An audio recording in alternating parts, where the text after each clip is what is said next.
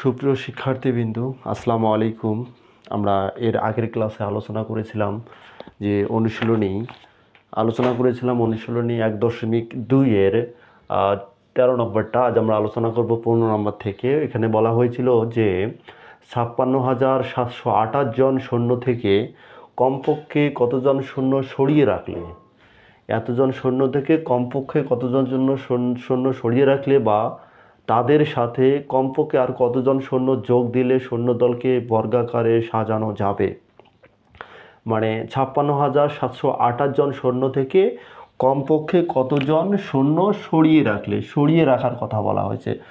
সরিয়ে রাখা মানে কি? বাদ দেওয়া, মানে অবশিষ্ট যেটা সেটাকে যদি আমরা বাদ দেই তাহলে সেটাকে বোঝাবে সৈন্য সরিয়ে রাখা। তাহলে আমরা এখানে বুঝতে পারলাম যে আগে আমরা এই সংখ্যাটার বর্গমূল নির্ণয় করব। বর্গমূল নির্ণয় করার পর অবশিষ্ট যে সংখ্যাটা আসবে, যদি অবশিষ্ট আসে 5, তাহলে আমাকে 5 জন সৈন্যকে সরিয়ে রাখতে হবে।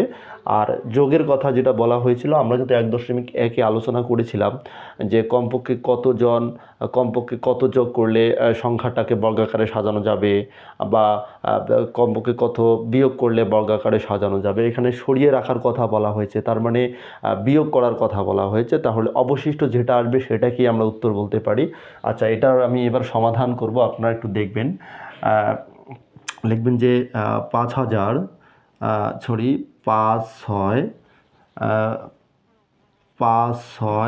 7, 2, 8 এর আমরা কি করব? বর্গমূল নির্ণয় করি। এর বর্গমূল নির্ণয় করি। এখানে কথাটা লিখবেন, অনেক ভালো হবে। 5, 6, 7, 2, 8 ঠিক আগের মতো করে ডান দিক থেকে বাম দিকে জোড়ায় জোড়ায় সংখ্যা বাদ দিয়ে দেবো। এই জোড়া বাদ কাজ করতে হবে আমাকে। 5-এর কি সংখ্যা নেওয়া যায়? 2 নিতে পারি। 2 দুগুণী কত? সেটা 4। তাহলে 5 থেকে 4 চলে গেলে 1 চলে আসবে। পরবর্তী জোড়া 67। আমরা এখানে 2-এর ডাবল নেব 4। 167কে মিলানোর জন্য আমাকে এখানে একটা নতুন সংখ্যা নিতে হবে। আমি মনে করেন এখানে যদি 3 নেই তাহলে এখানে 3 নিতে হবে। সংখ্যাটা হয়ে যাবে 43। 43কে 3 দ্বারা গুণ করলে 3 3-কে 9, 3 4 12, 129। এবার যদি আমি এখানে 4 নেই, এখানে যদি আমি 4 নেই তাহলে 44 হয়ে যাবে। 44কে যদি আমরা 4 দ্বারা গুণ করি তাহলে 4 4 16, 6 হাতে 1, 4 4 16, 1 17, 176, 167 বেশি হয়ে যায়। তার মানে 4 নেওয়া যাবে না। তাহলে আমাকে সংখ্যাটা নিতে হবে কত? 3। আমাকে সংখ্যাটা নিতে হবে কত? 3। কারণ 3 নিলে 167-এর কাছাকাছি সংখ্যাটা চলে যায়। তাহলে 3 3-কে 9, 3 4 12। ঠিক আগের মতো করে বিয়োগ করে দিব। 17 থেকে 9 গেলে 9, 10, 11, 12, 13, 14, 15, 16, 17, 8 হাতে 1, 2 আর 1-এ 3, 6 থেকে 3 গেলে 3। পরবর্তীতে জোড়াটা যেটা আছে, যেমন 28কে আমরা নামাবো। 3,828কে মেলানোর জন্য এখানে যে সংখ্যাটা থাকবে তার ডাবলটা নেব। 23-এর ডাবল হচ্ছে 46। 23-এর ডাবল হচ্ছে 46। যেহেতু শূন্য সরিয়ে রাখার কথা বলা হয়েছিল, তার মানে 56,728 এই সংখ্যাটা বর্গমূল সংখ্যা নয়, মানে অবশিষ্ট একটা সংখ্যা আমাদের চলে আসবে। এবার দেখি আমরা এর ইমিডিয়েটলি একটা কাছের সংখ্যা নেওয়ার চেষ্টা করব। আচ্ছা, আমরা যদি এখানে 8 নেই তাহলে সংখ্যাটা দেখি কত আসে। 4 6 8। 4 6 8-কে যদি আমি 8 দ্বারা গুণ করি তাহলে 8 8 64, 4 হাতে 6, 6 8 48, 49, 50, 51, 52, 53, 54, 4 4 হাতে 5, 4 8 4 7 8, 4 8 32, 33, 34, 35, 36, 37, 3,744, 3,800। তার মানে 8 নেওয়া যায়। আমরা যদি 9 নিই তাহলে বেশি হয়ে যাবে। তাহলে আমরা কত নিতে পারি? 8 নিতে পারি। 8 8 64, 4। 8 8 64, 4। যদি আমি 9 নেই তাহলে 4 6 9 গুণন 9 বেশি হয়ে যাবে মেবি। আচ্ছা, তাও একবার চেষ্টা করে দেখি। 9 9 81, 1 হাতে থাকলো 8, 6 9 54, 55, 56, 57, 58, 59, 60, 61, 62, 2 হাতে থাকলো 2, তারপরে 4 9 36, 37, 38, 39, 142, অনেক বেশি হয়ে যায়। তাহলে আমাকে সংখ্যাটা 8 নিতে হবে। 8 8 64, 4 হাতে 6, 6 8 48, 49, 50, 51, 52, 53, 54, 54, 4 হাতে থাকলো 5, 4 8 32, 33, 34, 35, 36, 37। তার মানে আমরা 8 নিতে পারি। 8 আমরা নিতে পারি। এবার বিয়োগ করে দিব। তাহলে 8 থেকে 4 বাদ দিলে 4 12 থেকে 4 চলে গেলে 8, হাতে আর 7 আর 8, 8 8 মিলে গেলে 0, 3 3 মিলে গেলে 0। যেহেতু এখানে অবশিষ্ট সংখ্যাটা হচ্ছে 84, আমাকে যেহেতু 0 সরিয়ে রাখার কথা বলা হয়েছে, তাহলে আমরা যদি এই 84টাকে যদি আমরা সরিয়ে রাখি বা এই 84 সংখ্যাটা যদি আমরা 56,728 থেকে বাদ দেই, তাহলে সংখ্যাটা বর্গমূল সংখ্যা হবে, মানে শূন্য দলকে সমান সারিবদ্ধভাবে সাজানো যাবে। তাহলে আমাকে এই অবশিষ্ট সংখ্যাটা কি করতে হবে, সরিয়ে রাখতে হবে, মানে 84 জন সরিয়ে রাখতে হবে। আপনারা মনে রাখবেন, যখন সরিয়ে রাখার কথাটা বলবে তখন আমরা আগে বর্গমূল নির্ণয় করব, বর্গমূল নির্ণয় করার পর অবশিষ্ট যে সংখ্যাটা থাকবে ওটাই হবে সরিয়ে রাখা শিক্ষার্থীর সংখ্যা। তাহলে আমরা বলতে পারি যে অতএব 0 সরিয়ে রাখতে হবে, যে অতএব 0 সরিয়ে রাখতে হবে, 0 সরিয়ে রাখতে হবে, 0 সরিয়ে রাখতে হবে 84 জন। আশা করি আপনারা বুঝতে পারছেন। এবার যেটা তাহলে 0 সরিয়ে রাখতে হবে কতজন, 84 জন। তারপরে কোশ্চিনটা তার সাথে বলা হয়েছিল যে বা তাদের সাথে কমপক্ষে আর কতজন 0 যোগ করলে, মানে আমি যদি 0 সরিয়ে রাখতে না চাই তাহলে তার পরিবর্তে কতজন 0 যোগ করলেও তাদেরকে বর্গাকারে সাজানো যাবে। আমি কিন্তু যোগের নিয়মটা আপনাদেরকে 1.1 অধ্যায়ের 4 5 নম্বর কোশ্চিনে আলোচনা করেছিলাম। এখানে যেটা যোগের ক্ষেত্রে যেটা 0 যোগ করার কথা যেটা বলা হয়েছিল, বা একটা সংখ্যার সাথে কত যোগ করার যখন কথাটা বলে, তখন আমাদের এখানে যে সংখ্যাটা, আমি আরেকবার মনে করিয়ে দিই, এখানে যে সংখ্যাটা আসে তার চেয়ে 1 বাড়াতে হয়। যেমন এখানে 238 এর সাথে 1 যোগ করলে হয়ে যাবে 239। এই 239কে বর্গ করে যে মানটা পাবো, ওই মানটা থেকে যদি আমরা প্রদত্ত সংখ্যাটা বাদ দেই তাহলে যে সংখ্যাটা পাবো সেটাই হবে শূন্যর সংখ্যা বা যোগ করা শূন্যের সংখ্যা। আমি জিনিসটা লিখে দিয়ে একটু আলোচনা করে দিই, তাহলে ক্লিয়ার হয়ে যাবে। অর্থাৎ যোগ করতে হবে যেটা বলেছিলাম আমি, যে 2 3 8 এটার সাথে 1 যোগ করে এটাকে বর্গ করতে হবে, আর এই বর্গের মান থেকে আমাকে প্রদত্ত সংখ্যাটা বাদ দিতে হবে। 5 6 7 2 8, যেহেতু প্রথম বন্ধনীটা আমি দিয়ে ফেলছি, তাহলে এটা আমাকে একটা দ্বিতীয় বন্ধনী দিতে হবে, এত জন এককটা অবশ্যই দিতে হবে। তাহলে আমাদের এটা ফলাফলটা চলে আসে 239 স্কোয়ার বিয়োগ 5 6 7 2 8, সেকেন্ড ব্র্যাকেট ক্লোজ করে দিলাম, এত জন। তাহলে আমরা এবার ফলাফলটা একেবারেই নিয়ে আসবো, 239কে যদি আমি স্কোয়ার করি, মানে 239 সাথে 239কে আমাকে গুণ করতে হবে। অ্যাটেনশন প্লিজ, সবাই একটু মনোযোগ দিয়ে দেখবেন। আর 9 9 81 1, হাতে 8, 3 9 27 28 29 30 31 32 33 34 35 5, হাতে 3, আর 9 2 18 19 20 21, নিয়মের এক ঘর কাটা। 3 9 27 7, হাতে 2 3 3 9 10 11 1, হাতে 1 থাকবে, 3 2 6 আর 1 7, তারপর 2 ঘর কেটে দিলাম। আর 9 2 18 8, হাতে থাকলো 1, তারপরে 3 2 6 আর 1 7, আর 2 2 4। তাহলে ফলাফলটা চলে আসে 1 7 5 12 2, হাতে 1 18 9 10 11 1, হাতে 1 7 আর 8 8 7 15 16 17 7, হাতে 1 4 4 আর 5। তাহলে ফলাফলটা চলে আসে 57,121। আমি এই গুণটাকে আরেকবার ক্লিয়ার করে নেই। 9 9 81 1, হাতে 8, 3 9 27 28 29 30 35 5, হাতে 3 9 2 18 19 20 21, নিয়মের ঘর কাটিয়ে দিলাম। 3 9 27 7, হাতে 2 3 3 9 10 11 1, হাতে 1 3 2 6 আর 7, নিয়মের 2 ঘর কেটে দিলাম। 9 2 18 8, হাতে 1 3 2 6 আর 7, আর 2 2 4, তা 1 7 5 12 2, হাতে 1 18 9 9 2 11 1, হাতে 1 17 8 8 8 9 10 17 7, হাতে 1 এটা।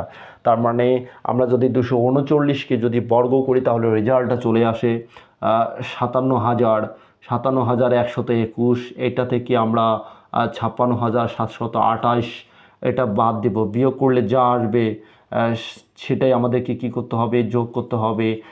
তাহলে এবার আমরা কি করব, 57,121 থেকে আমরা বাদ দিয়ে দিব 56,728। যদি আমরা বিয়োগ করে দিই তাহলে 11 থেকে 8 চলে গেলে 3 হাতে 1 2 আর 1 3, তাহলে এটা 9 হয়ে যাবে। 7 আর 8, 9 10 11, 3 হয়ে যাবে। 6 আর 7 মিলে গেলে 0, 5 5 মিলে গেলে 0। 11 থেকে 8 চলে গেলে 3 হাতে 1 2 আর 1 3, 12 থেকে 3 গেলে 9 হাতে 1 7 আর 8, 11 থেকে 8 গেলে 3, তার মানে 393 জন। তার মানে আমরা যদি শূন্য সংখ্যাকে বাদ দিতে না চাই তাহলে আমাকে শূন্য যোগ করতে হবে 393 জন। আশা করি আপনারা বুঝতে পারছেন। আমি আরেকবার ক্লিয়ার করে দেই, যখন একটা শূন্য সরিয়ে রাখার কথা বলবে তখন আমাদের ভাগশেষটাই মানে সর্বশেষ অবশিষ্ট যে সংখ্যাটা আসবে সেটাই হবে উত্তর। এখানে বলা হয়েছিল যে 56,728 জন শূন্য থেকে কতজন শূন্য সরিয়ে রাখলে আমরা বর্গমূল নির্ণয় করলাম। 84 অবশিষ্ট সংখ্যা, তার মানে 84 যদি আমরা এই সংখ্যাটা থেকে বিয়োগ করে দিই, যেমন ভাগের নিয়মটা, একটা সংখ্যাকে একটা সংখ্যা দিয়ে ভাগ করতে বললো, আমরা ভাগশেষ পেয়ে গেলাম, মনে করেন যে 2। তাহলে প্রদত্ত সংখ্যাটা থেকে যদি আমরা ভাগশেষটা বিয়োগ করে দিই তাহলে কিন্তু নিঃশেষে বিভাজ্য হয়। এই বর্গমূলের ক্ষেত্রেও একই নিয়ম। আমরা যেমন যখন 56,728-এর বর্গমূল নির্ণয় করলাম তখন কিন্তু 84 অবশিষ্ট চলে আসলো। তার মানে 56,728 থেকে যদি আমরা 84 বাদ দেই বা সরিয়ে রাখি তাহলে কিন্তু এই সংখ্যাটা পূর্ণবর্গ সংখ্যা হবে বা ওটাকে বর্গমূল করা যাবে। তার মানে আমরা বলতে পারি যে শূন্য সরিয়ে রাখতে হবে 84 জন।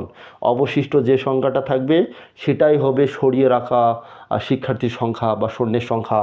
তারপরে যখন আমাকে আরেকটা কোশ্চেন বলা হয়েছিল যে অথবা কতজন শূন্য যোগ করলে, যোগের নিয়মটা আপনাদেরকে আমি বলেছিলাম যে আগে আপনারা এটাকে বর্গমূল করবেন, করার পরে এখানে যে সংখ্যাটা আসবে যেমন 238 তার সাথে 1 বাড়াবেন, 1 যোগ করবেন। যোগ করার পরে আমরা যে সংখ্যাটা পাইলাম যেমন 239কে বর্গমূল করে এই বর্গমূলে প্রাপ্ত মান থেকে আমরা প্রদত্ত সংখ্যাটা বাদ দিয়ে দেব, যা আসবে তাই। এখানে আমরা 239-এর যখন বর্গমূল করলাম তখন অ্যান্সারটা চলে আসলো 57,121। আর এটা থেকে যদি আমরা 56,728টা যদি বাদ দিয়ে দেই তাহলে ফলাফল চলে আসে 393 জন। তার মানে শূন্য যোগ করতে হবে 393 জন, আর ওই শূন্য দল থেকে শূন্য সরিয়ে রাখতে হবে 84 জন। আশা করি আপনারা সবাই বুঝতে পারছেন। আমি পরের কোশ্চিনটা আলোচনা করব। পরের কোশ্চিনটা 16 নম্বর কোশ্চিনটা আলোচনা করতে চাচ্ছি, আপনারা একটু মনোযোগ দিয়ে দেখবেন।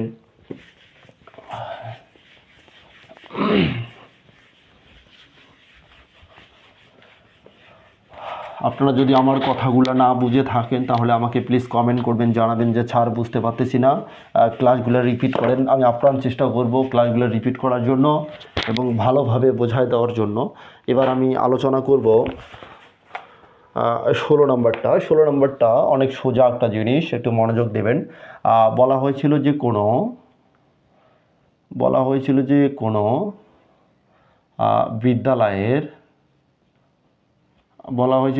কোনো বিদ্যালয়ের 2,704 জন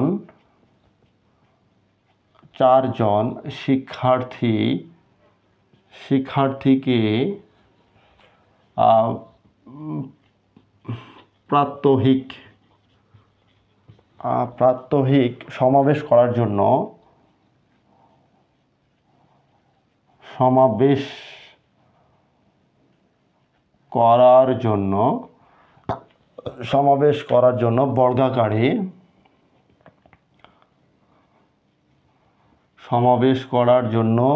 বর্গাকারে সাজানো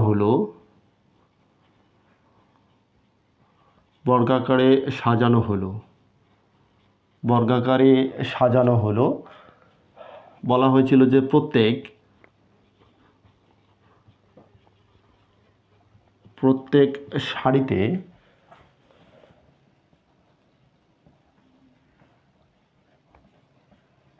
সারিতে শিক্ষার্থীর সংখ্যা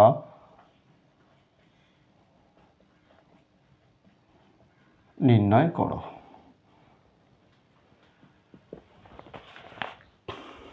আপনারা কোশ্চেনটা একটু দেখবেন যে 16 নম্বরটা বলা হয়েছিল যে কোনো বিদ্যালয়ের 2,704 জন শিক্ষার্থীকে প্রাত্যহিক সমাবেশ করার জন্য বর্গাকারে সাজানো হলো। বর্গাকারে সাজানো মানে কি, চারিদিকে স্কোয়ার যেটাকে ইংলিশে বলা হয় আর কি, চারিদিকে সমানভাবে সাজানো। যদি এইদিকে 4 হয় এদিকে 4 হবে, চারিদিকেই সমান সংখ্যক শিক্ষার্থীর কথা বলা হয়েছিল যে কোনো বিদ্যালয়ের 2704 জন শিক্ষার্থীকে প্রাত্যিক সমাবেশ করার জন্য বর্গাকারে সাজানো হলো, তাহলে প্রত্যেক সারিতে শিক্ষার্থীর সংখ্যা নির্ণয় করো। এখানে যেহেতু এই সংখ্যাটার সাথে কোনো সংখ্যা যোগ করারও কথা বলে নাই বা সরিয়ে রাখারও কথা বলে নাই, তাহলে আমরা বলতে পারি যে এই সংখ্যাটা হচ্ছে একটা পূর্ণবর্গ সংখ্যা।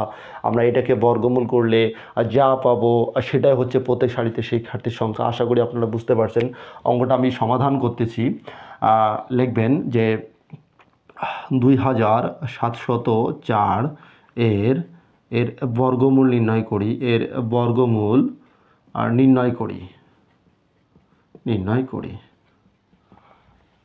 বর্গমূল নির্ণয় করি। লিখবেন যে এখানে একটু মনোযোগ দিবেন, সোজা এটা 2704 এর বর্গমূল নির্ণয় করব। এই জোড়া বাদ কাজ করতে হবে, এই জোড়া কত নেওয়া যায়, 5 নিলে 5 5-এ 25, 6 নিলে 6 6 36, বেশি হয়ে যায়, আমরা 5 নিতে পারি, তাহলে 5 5-এ 25। আর যদি বিয়োগ করে দেওয়া হয় 7 থেকে 5 চলে গেলে 2, আবার পরবর্তী জোড়াটা নামাইলাম, 5-এর ডাবল কত আসে 10, ওই যে এখানে একক স্থানীয় অঙ্ক 4। আর যেহেতু 2704 সংখ্যাটা পূর্ণবর্গ সংখ্যা, তার মানে এটা মিলে যাবে, এখানে একক স্থানীয় অঙ্ক 4। তাহলে আমরা জানি যে কোন দুইটা একই সংখ্যা গুণ করলে একক স্থানীয় অঙ্ক 4 হতে পারে, যেমন 2 আর 2 গুণ করলে 4 হতে পারে। আবার 8 আর যদি 8 গুণ করি তাহলে 8 8 64 হবে, মানে 4 এককে থাকবে। তাহলে আমরা শিওর যে এখানে হয় 2 হবে, না হয় 8 হবে। তাহলে আমরা 2 নিয়ে দেখি, নতুন সংখ্যা, তাহলে এখানে বসাতে হবে 2 দুগুণী 4, তারপরে 2 0 0, আবার 2 1 2, এই যে মিলে গেল, অবশিষ্ট কোনো সংখ্যা নেই। তাহলে আমরা বলতে পারি যে